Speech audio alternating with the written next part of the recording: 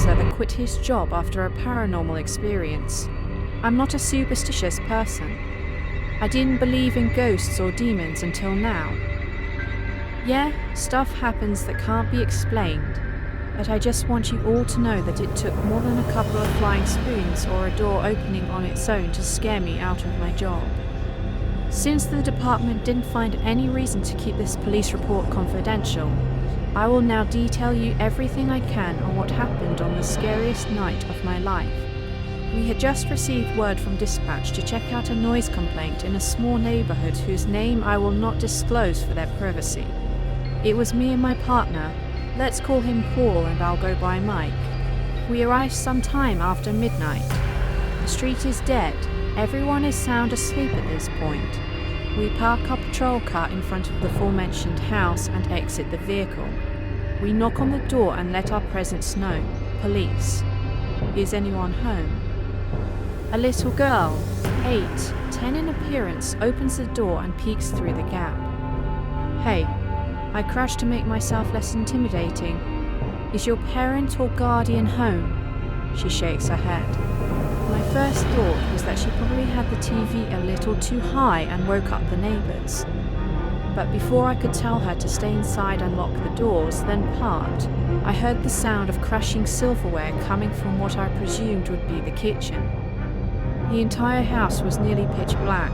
The girl answering the door and shaking her head let me know she was alone, which makes whoever made that noise an intruder as far as it concerns me.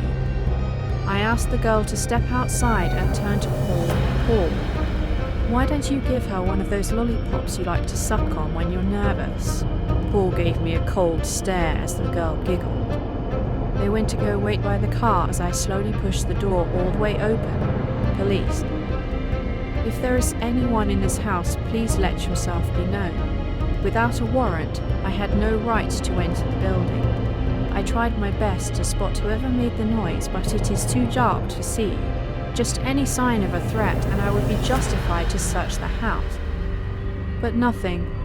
I left the door open and headed back towards Paul and the girl. Hey again. I don't think we introduced ourselves. I'm Officer Mike. This is my partner Paul. If I may ask, what is your name? Maribel. That's a pretty name. So Maribel, again, if I may ask. Where is your family? As soon as I had finished my sentence, the television in the living room turned on, volume fully up. Me and Paul quickly turned in surprise and could see the television playing static from outside. We put Maribel in the back seat of the patrol car for her safety, as no civilians were allowed in the front seats. We then, against our better judgment, entered the house. We tried every switch in the house, but no lights came on. While wandering the house cautiously, I would catch a person standing in the mirrors. I thought it was Paul, but every time I looked behind me, Paul was nowhere to be found. As I returned to the front door along with Paul, we both jumped as running footsteps echoed down the hall. We detached our firearms and aimed it at the source. The footsteps got louder and got closer, but no one ever appeared physically. Lamps, chairs and other stuff started getting thrown around by an invisible force as the footsteps reached us.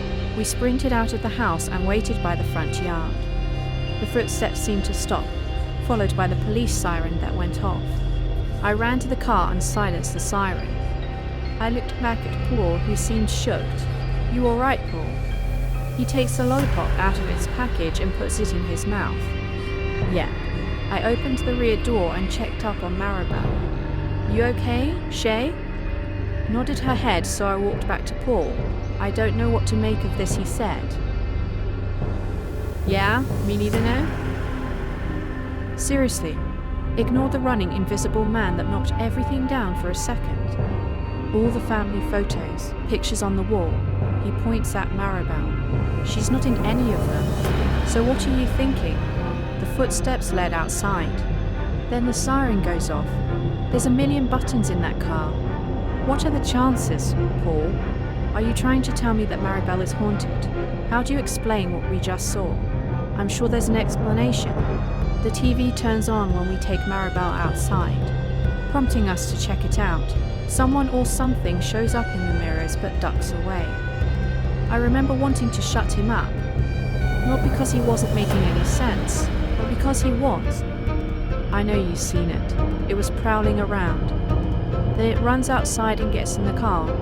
Tries all the buttons. I think a ghost is trying to get to the girl. I just stood there, not sure what to say, until Paul decided to start walking back towards the house. Paul, what are you doing? It only shows up in the mirrors. That's how we find it.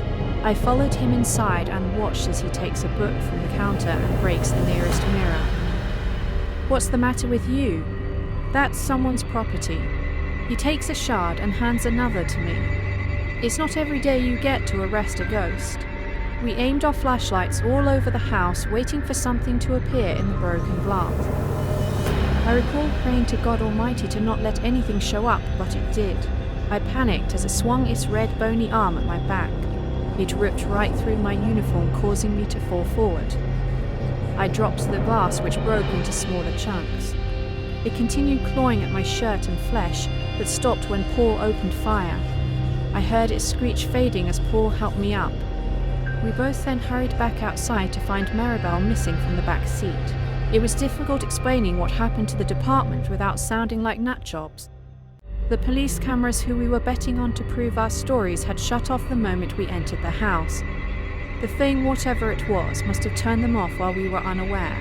The only part of our story that our police captain took seriously was the girl, Maribel. The captain brought up a missing person report and asked us if this was the girl we saw. It was. It's been just a few days since I gave up the badge to save whatever little pride I could spare. I just ask whoever reads this and to whomever it may reach. The next time a door opens on its own or things move by themselves in your home, check the mirrors.